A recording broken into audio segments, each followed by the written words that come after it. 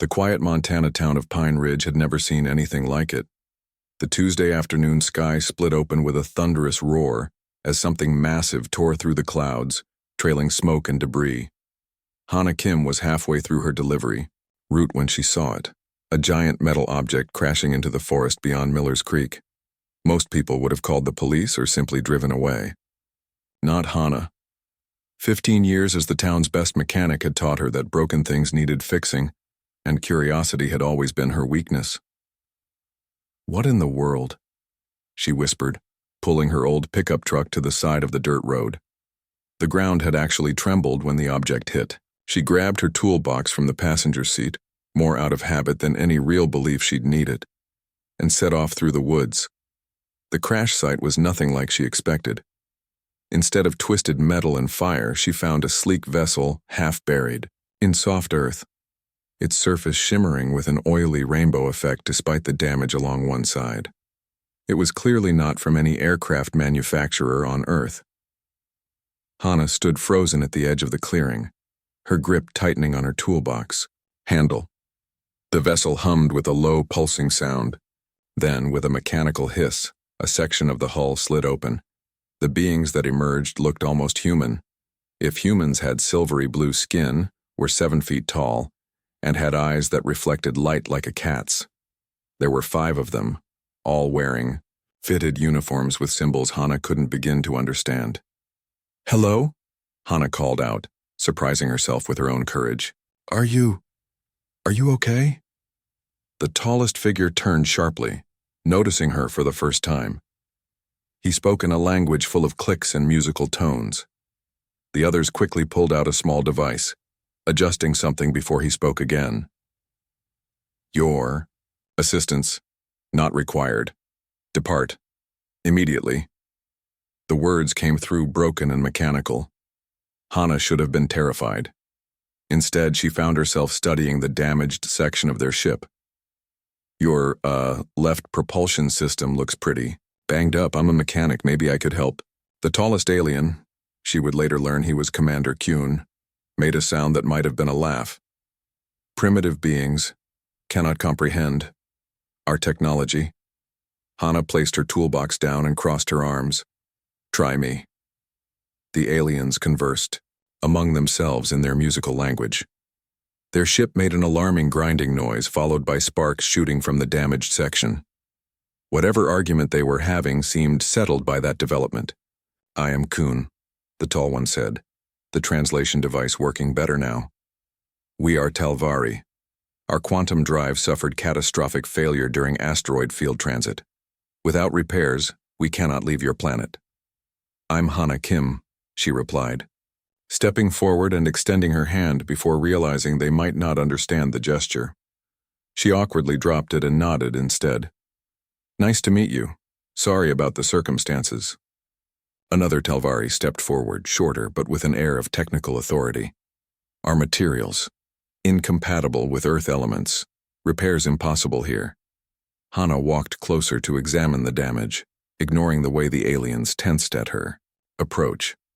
"Maybe not with your methods, but sometimes the best fixes aren't by the book." Kuhn made that laughing sound again. "Your species has not even achieved basic interstellar travel. Your most advanced computers are toys compared to our navigation systems." "Maybe." Hana shrugged, unfazed by the condescension. "But I once fixed a '67 Chevy with parts from a lawnmower and duct tape." Different doesn't always mean impossible. As night fell, Hana convinced the Talvari to let her bring her truck closer. She used the headlights to better examine their ship, asking questions about materials and energy systems that clearly surprised them with their insight. The universal translator struggled with technical terms, but diagrams drawn in dirt helped bridge the gap. "You comprehend more than expected," Kuhn admitted, his initial dismissiveness softening slightly. "But understanding is not the same as having capability." "One step at a time," Hana replied.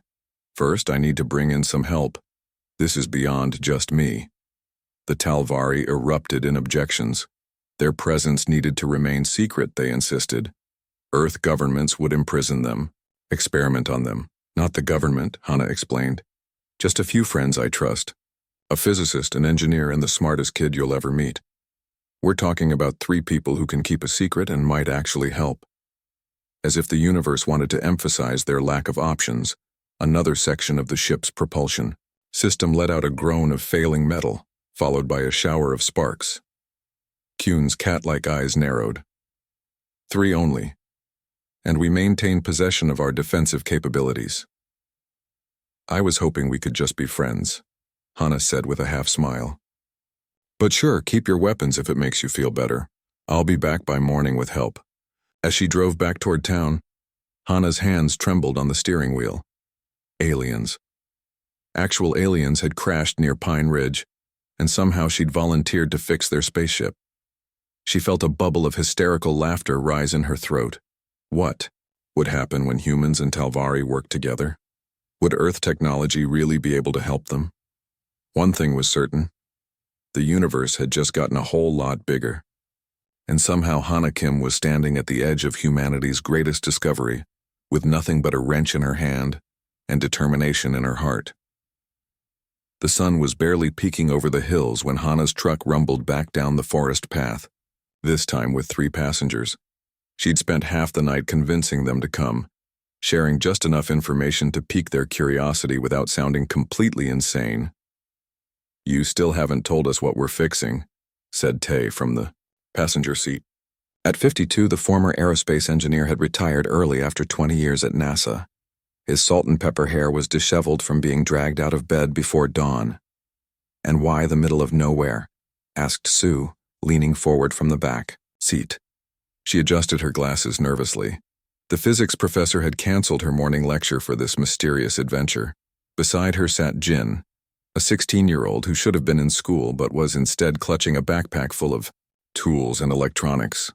"Is it some kind of prototype aircraft?"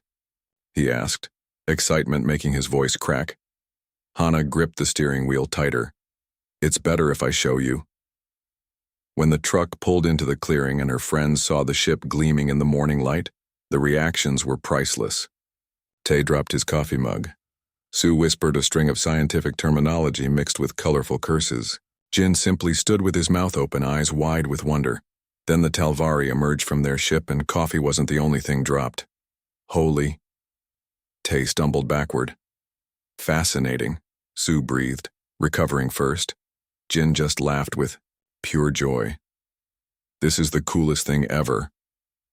After the initial shock wore off and introductions were made, Commander Kuhn reluctantly allowed the humans to examine the damaged propulsion system. The Talvari engineer, who introduced himself as Nari, provided basic explanations that left even Sue struggling to keep up. "Your understanding of physics is limited," Nari said, not unkindly. "Our drive manipulates quantum states to create dimensional shortcuts. The materials required must maintain perfect atomic alignment." Tay scratched his head. "Like a wormhole. Generator?" "A crude approximation," Kuhn replied, "but not entirely incorrect." Sue ran her fingers along the damaged hull. "The metal, it's not just damaged, it's transformed at the atomic level. The molecular structure has been completely rearranged." "Yes," Nari confirmed. "Asteroid impact created energy surge. Critical components destabilized." The day passed in a blur of technical discussions, sketches, and arguments. The humans tried to understand alien technology, while the Talvari struggled to explain concepts beyond Earth's scientific development. By late afternoon, tensions were running high. "It's impossible," declared Lim, another Talvari engineer. "These humans cannot even grasp the basic principles." Jin, who had been quietly examining a damaged component, looked up. "Maybe we don't need to understand everything. We just need to make it work." Kuhn made a dismissive gesture. "With what? Your primitive metals would disintegrate instantly." "We're not as primitive as you think," Hannah defended. "You might be surprised what we can do with the right motivation." As if on cue, the sound of helicopters echoed in the distance. "Government officials," Nari said, checking a small device. 3 aerial vehicles approaching. Hannah's heart sank. Someone in town must have noticed something or said something. Now, they had bigger problems than alien technology. You need to hide, she told the Talvari. If they find you, we will defend ourselves, Kuhn stated flatly, reaching for what looked suspiciously like a weapon. No. Tay stepped between them. No violence, we can handle this. The helicopters grew louder. Sue looked panicked. How exactly do we explain an alien spacecraft? We don't, Hana decided. Tay, you still have government contacts, right? Make some calls. Jin, help the Talvari hide anything obviously alien. Sue and I will stall the officials. When 3 black SUVs pulled into the clearing 30 minutes later, they found only a group of civilians standing in front of what appeared to be a partially dismantled experimental aircraft. Hana recognized the lead agent immediately, Director Park from the Maiman Department of Defense. Ms. Kim, Park greeted coldly. Care to explain what you're doing with what appears to be classified technology? Tay stepped forward smoothly. Actually, Director, if you check your secure channels, you'll find this is a sanctioned test site. We're working on a new propulsion system. He handed over a tablet with official-looking documentation, courtesy of his NASA connections who owed him favors. Park's eyes narrowed suspiciously as he scrolled through the files. This authorization code. I wasn't informed of any test site in this area. Compartmentalization, Sue offered confidently. Need-to-know basis. Your office should have been notified. Bureaucratic oversight, perhaps? The standoff lasted nearly an hour. Park made calls, voices were raised, and threats were issued. But eventually, the combination of Ty's connections, the seemingly legitimate documentation, and the fact that they had nothing concrete to hold the group on won out. You have 3 days, Park finally conceded. Then this site comes under full government jurisdiction for evaluation. Whatever you're working on better be worth my time.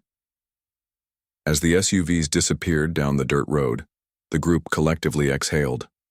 That was too close, Hana said, leaning against a tree in exhaustion. The Talvari emerged from their hiding places, looking genuinely impressed. You lied to your authorities, Kuhn observed. Why risk punishment for beings not of your world? Jin grinned. Because this is the coolest thing that's ever happened, and I'm not letting some guys in suits ruin it. 3 days, Tay reminded everyone grimly. We have 3 days to fix a spaceship using technology we barely understand, with materials we don't have, to help aliens we just met, or we all probably end up in some black site prison. Hana looked at the worried faces around her, human and alien alike, and felt the weight of responsibility settling on her shoulders. Then we better get to work. As night fell, the forest clearing turned into the strangest workshop Earth had ever seen. Humans and aliens huddled around makeshift tables, illuminated by the glow of alien technology and good old-fashioned work lights powered by Hana's truck battery. They had 3 days to solve an impossible problem, and the clock was ticking. Biseat. The second day, exhaustion had settled over the makeshift camp like a heavy blanket. Coffee cups littered the ground around the ship, and dark circles underlined everyone's eyes. The humans worked in shifts, catching brief naps in Hana's truck, while the others continued their efforts. The Talvari, needing less rest than humans, watched with growing concern as their ship's power reserves continued to drain. 2 more days, Tay muttered, rubbing his bloodshot eyes as he studied the alien schematics for the 100th time. We've barely understood how this thing works, let alone how to fix it. Sue had taken over a flat rock as her desk, covering it with calculations and diagrams. The quantum stabilizer needs a perfectly aligned crystalline structure to channel the energy, she explained, more to herself than anyone else. But nothing on Earth has the atomic properties they need. Commander Kuon stood nearby, his tall frame casting a long shadow in the morning light. Your efforts are admirable, he said, choosing his words carefully, but perhaps futile. The materials required cannot be found on your planet. Hana, who had been dozing against a tree, jerked, awake at this. We're not giving up, she said firmly, stretching her stiff shoulders. There's always another way. Jin had been uncharacteristically quiet all morning. The teenager sat cross-legged on the ground, surrounded by pieces of the damaged alien technology and various Earth components he'd brought in his backpack. While the adults had been focused on replicating the alien materials exactly, Jin had been approaching the problem from a different angle entirely. What if, he began, voice soft but growing more confident, what if we don't need to recreate your materials? The others turned to look at him. What are you thinking, kid? Tay asked. Jin picked up what looked like a modified circuit board with wires connecting it to a small crystal. Your technology uses crystalline structures to channel energy in specific patterns, right? He asked, looking at Nari, the Talvari engineer. Nari blinked his cat-like eyes. Correct. The quantum harmonics require perfect alignment. But what if instead of trying to recreate your crystals, we use Earth materials differently? Jin held up his contraption. I took quartz crystals from my rock collection and arranged them in a sequence. Individually, they're nothing special. But in this configuration, with these modified circuits controlling the energy flow, he connected a battery, and the crystals began to glow with a pulsing blue light. Sue leaned forward, eyes wide. You're creating a resonance pattern. It's not as efficient as their technology, Jin explained. But if we scale it up using the larger quartz formations from the old mining cave north of town. Nari took the device, examining it with what might have been the Talvari equivalent of amazement. This should not work. The molecular structure is completely different. But it does work, Hana said, excitement building in her voice. It works because we're not trying to copy your technology. We're adapting ours to achieve the same result. For the first time since their crash landing, the Talvari showed genuine interest in human innovation. Kun bent down to study Jin's creation more closely. The approach is unorthodox. That's kind of our specialty, Tay grinned. What followed was a day of frenzied activity. Hana made trips to town, returning with old car parts, mining equipment, and boxes of electronics that Jin had requested. Sue and Tai worked with Nari to redesign the ship's energy distribution system to accommodate the human-made components. By late afternoon, they had created a prototype stabilizer using a combination of quartz crystals, modified electronic components, and, somewhat miraculously, parts from an old microwave oven. The magnetron from the microwave creates a field similar enough to your energy containment system, Sue explained to a bewildered Lim, another Talvari engineer. It's not perfect, but with Jin's crystal array, it should channel the energy correctly. And these? Lim pointed to what were clearly gears from an old clock mechanism. Hana smiled. Sometimes the oldest technology works best. Mechanical redundancy. If the electronic systems fail, the physical components will maintain the alignment for short periods. Kyun watched all this with growing interest. The initial condescension in his manner had gradually given way to something like respect. We never considered such unconventional methods, he admitted to Tay. Our technological development followed a linear path for millennia. Tay nodded. That's the thing about being a younger species. We're still figuring it out, trying different approaches, making mistakes, finding weird solutions. As sunset approached, they were ready to test their hybrid system. The modified components had been carefully integrated into the damaged section of the ship's propulsion system. Everyone gathered around, tension thick in the air. Power at 10%, Nari announced, as the ship hummed to life. The crystal array glowed, energy flowing through the human-made components. For a moment, everything seemed to be working, then disaster struck. A power surge ripped through the system, sending sparks flying. Alarms blared from inside the ship. Containment failing, Lim shouted. Emergency shutdown. No. Jin rushed forward. If it shuts down now, the alignment will be permanently damaged. We need something to absorb the excess energy. Sue yelled over the alarms. Tay looked at his bag, then back at the failing system. Without hesitation, he grabbed an old metal case and ran to the ship. Use this. Inside was his prized possession, a vintage computer system with rare components he'd collected over decades. Parts that were no longer manufactured, impossible to replace. These capacitors and circuits can handle the load, he explained quickly, already connecting wires. They're old, but they're built to last, Your collection, Hana said softly, knowing what it meant to him. Tay didn't hesitate. Just some old junk, this is more important. They worked frantically, integrating the vintage components into their system. The computer parts became a bridge, regulating the energy flow until the crisis passed. When the ship's alarms finally silenced, Tay's collection was burnt beyond repair, but the propulsion system stabilized. It's working, Nari said, genuine surprise in his voice. Your primitive technology saved our ship. Kyun approached Tay, who stood looking at his ruined collection. The Talvari commander placed a long-fingered hand on the human's shoulder, a gesture he must have observed among them. You sacrificed something valuable, for strangers not of your world. Tay shrugged. That's what humans do. We figure things out. We make sacrifices. We help each other. As night fell over the forest clearing, the ship's repaired systems cast a soft blue glow over the exhausted but triumphant faces of humans and aliens working side by side. The impossible problem wasn't solved yet, but for the first time it seemed solvable.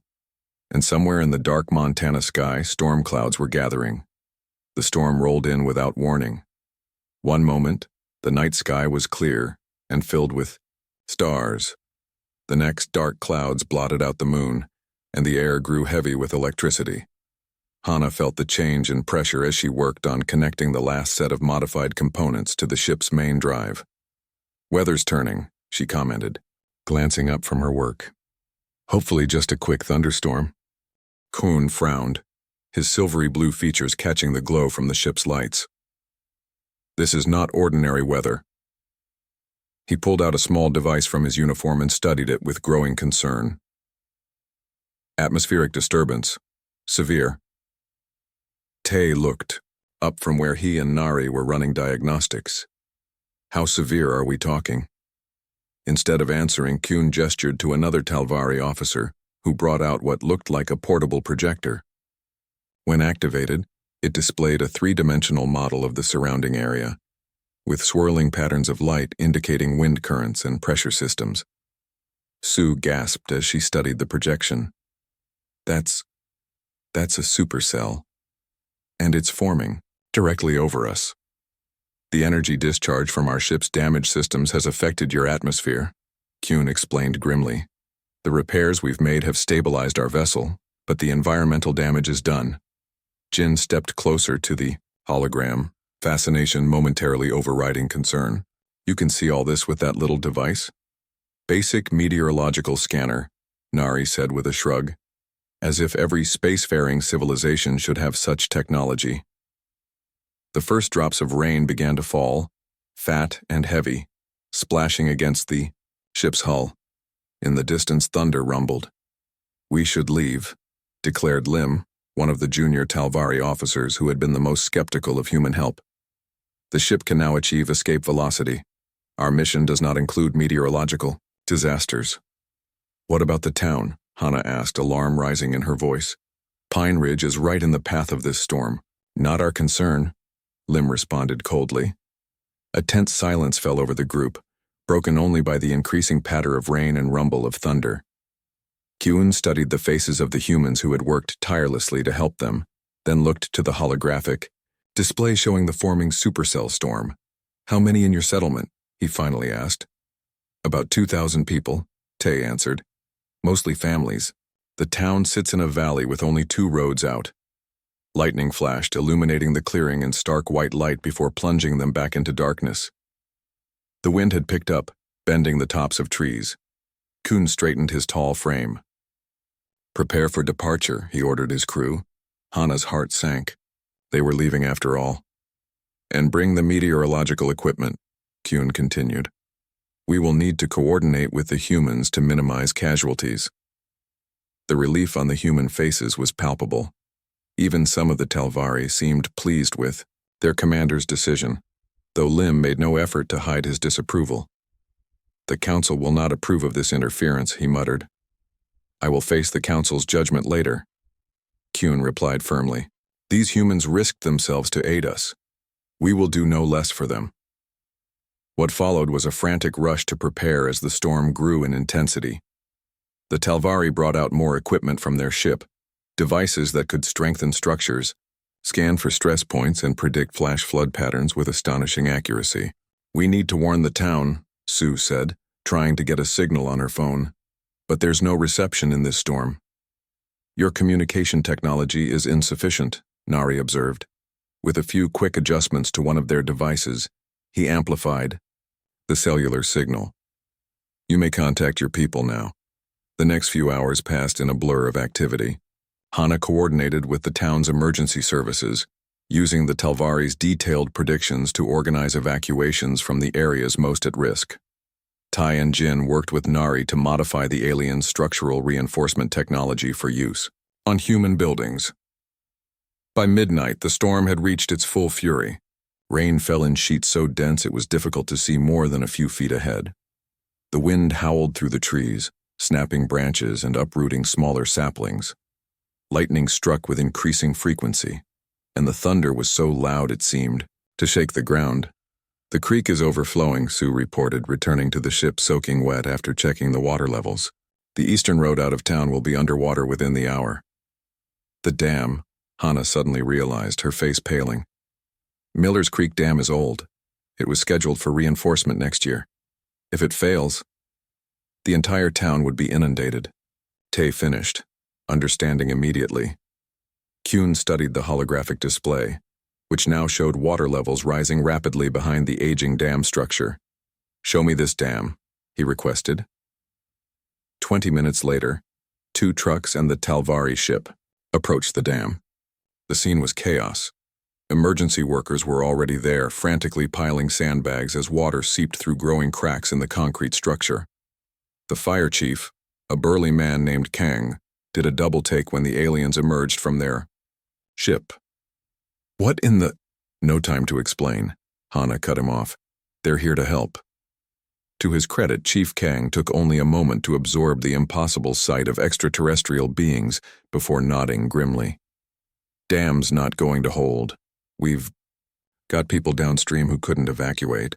Hospital patients, elderly folks at the care center." Kuhn assessed the situation quickly. "Nari, bring the molecular stabilizer.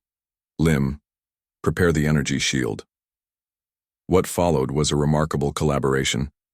The Talvari used their technology to temporarily strengthen the dam's structure, while human workers continued emergency repairs.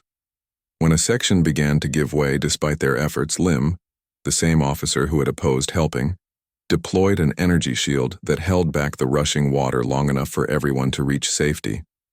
Dawn broke. The worst of the storm had passed. The dam had held thanks to the combined efforts of humans and aliens.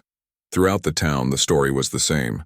The strange visitors had worked alongside locals all night, preventing what could have been a catastrophic disaster.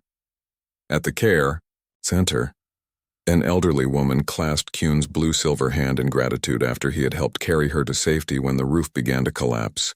"You're an angel," she told him with absolute conviction. Kuhn looked confused. "I am Talvari." "Same thing in my book," she replied with a smile. Later, as the sun rose over the storm-battered town, Hana found Kuhn standing alone, watching human families reuniting, neighbors helping each other clear debris, and emergency workers sharing coffee and exhausted smiles. "Your people are remarkable," he said quietly. "We have visited 17 worlds with intelligent life. Few would risk themselves for strangers as we witnessed last night." "That's just being human," Hana shrugged. "No," Kuhn said thoughtfully. "I believe it is more than that. We have superior technology, advanced knowledge of the universe, longer lifespans. But there is something your species possesses that many, including mine, have forgotten in our advancement." "What's that?" Hana asked. Kuhn gestured to where Jin was showing a group of children how the Talvari scanning device worked. Their faces lit with wonder despite the destruction around them. "Hope," the alien commander said simply, "and the courage to act on it." The week after the storm, Pine Ridge was a changed town. Blue tarps covered damaged roofs, uprooted trees lined the streets waiting to be cleared, and the local diner had become an impromptu community center where volunteers coordinated rebuilding efforts. Yet despite the destruction, there was an Unusual energy in the air, a mixture of wonder, excitement, and possibility that had never existed before. At the center of it all was the alien spacecraft, now fully repaired and gleaming in the morning sunlight. The government officials had never returned. A convenient reassignment arranged by Tay's NASA contacts had bought them the time they needed to finish repairs without interference. Now, with the ship ready for departure, a small crowd had gathered at the forest clearing to say goodbye. Hana stood beside Kyun at the ship's entrance ramp, still finding it strange to look up at his towering blue-silver form. After everything they'd been through together, the Talvari no longer seemed alien to her, just people from very, very far away. "Your ship should make it back to your star system without any problems," she said, running her hand along the smooth hull where her makeshift repairs had been integrated into the advanced alien technology.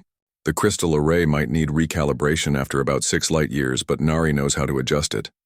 Kyun nodded, his cat-like eyes reflecting the sunlight. "Your makeshift repairs, as you call them, will be studied by our engineers for years to come." No Talvari would have thought to combine such disparate technologies. "Sometimes the best solutions are the unexpected ones," Hana replied with a smile. Nearby, Jin was helping Nari load the last of their equipment, the teenager and the alien engineer deep in conversation about quantum mechanics. Su and Tay stood with the town mayor explaining for the 10th time that yes, these really were beings from another world. And no, they couldn't stay for the town's annual summer festival. "We have prepared compensation for your assistance," Kyun announced, gesturing to several small containers being carried down the ramp by Talvari officers. Advanced power cells, medical technology, and data storage devices containing scientific knowledge. The mayor stepped forward eagerly. "On behalf of Pine Ridge, we gratefully accept—" "Wait," Hana interrupted, studying the containers. Something about this exchange didn't feel right. "Commander Kyun, your technology is centuries beyond ours, giving us these advances without us developing the foundation to understand them properly." She trailed off, searching for the right words. Kyun tilted his head, curious. "You refuse our payment?" "Not refuse," Hana clarified. "Just, what would you give a child who helped you? A loaded weapon or something they could actually use safely?" A murmur ran through the crowd. The mayor looked at Hana like she'd lost her mind, turning down alien technology that could make their small town famous and wealthy. Kyun's expression shifted to one of understanding. "What would you suggest instead, Hana Kim?" Hana thought of her father's long battle with cancer, of the children at Pine Ridge Elementary with rare diseases, of her neighbor who couldn't afford the heart medication that kept him alive. "Medical knowledge," she said finally. "Not the technology itself, but information that could help us develop better treatments at our own pace. Knowledge that could ease suffering without disrupting our natural development." The commander studied her for a long moment. Then, to everyone's surprise, he began to laugh. A musical sound that none of them had heard before. "In all my cycles traveling the stars," he said, "I have never encountered a species that, when offered advanced technology, asked instead for knowledge to help others." He turned to his officers. "Return those containers to the ship. Prepare the medical database for transfer instead." As the Talvari complied, Tay stepped forward. "You know, if you need a place to stop for repairs next time you're passing through our solar system, you've got friends here." "Perhaps we will," Kyun replied. "Though next time, we may come for reasons beyond necessity." The farewell was brief, but heartfelt. The Talvari had never been demonstrative, but as they prepared to board their ship, each one approached the humans who had helped them and pressed their palms together, a gesture of respect among their kind. "Your species is young," Kyun told the gathered crowd in his final address. "But in your youth you possess qualities that many older civilizations have forgotten. Adaptability, creativity, and a willingness to help others without calculation of benefit. These are rare traits in the universe." He turned to Hana, Tay, Su, and Jin. "You fixed our ship not with advanced technology, but with ingenuity and determination. You faced a crisis not with panic, but with courage and cooperation. You are not defined by what tools you possess, but by how you choose to use them." The ship's engines hummed to life, the sound vibrating through the clearing. As the Talvari boarded, Kuhn was the last to turn away. "We came to your world believing we were vastly superior. We leave knowing we have much to learn from humanity." The departure was nothing like the movies. No dramatic countdown, no deafening roar. The ship simply rose silently into the air, hovering for a moment above the trees before accelerating upward. Within seconds, it was just a gleaming point of light, and then nothing at all. Life in Pine Ridge slowly returned to a new normal. The town rebuilt, the storm damage was repaired, and to most of the world, nothing extraordinary had happened in the small Montana community. Government officials eventually came asking questions but found little evidence of the alien visit, just townsfolk with unlikely stories and a clearing in the forest where the grass grew in a perfect circle. 3 months later, Hannah was working. Late at her garage when she heard a strange sound coming from the old radio she kept on her workbench. Through the static came a series of tones, musical and deliberate, unlike any radio interference she'd ever heard. She called Sue, who brought equipment to record and analyze the signal. By morning, they had their answer. Earth had received its first official subspace communication. The message was brief but clear. The Talvari High Council had approved Earth for preliminary contact status. Not because humans had achieved the technological benchmarks usually required, but because of qualities rarely found in the galaxy: creativity in the face of impossible odds, selflessness in times of crisis, and wisdom to choose knowledge over power. A small notation at the end of the message was addressed specifically to the mechanics of Pine Ridge, formal recognition of humanity's ingenuity, signed by Commander Kuhn himself. As news spread throughout the town, people gathered in the rebuilt diner to celebrate. Jin brought out a small crystal, a gift from Nari, that glowed with inner light when touched. Tai showed off the schematics he'd been developing based on what they'd learned. Sue shared her ongoing analysis of the subspace communication technology. And Hannah, she just smiled as she looked up at the night sky, wondering what other impossibilities waited to be solved by human hands and hearts. The universe had turned out to be much bigger than anyone in Pine Ridge had imagined, and humanity's place in it far more remarkable than they'd ever dreamed.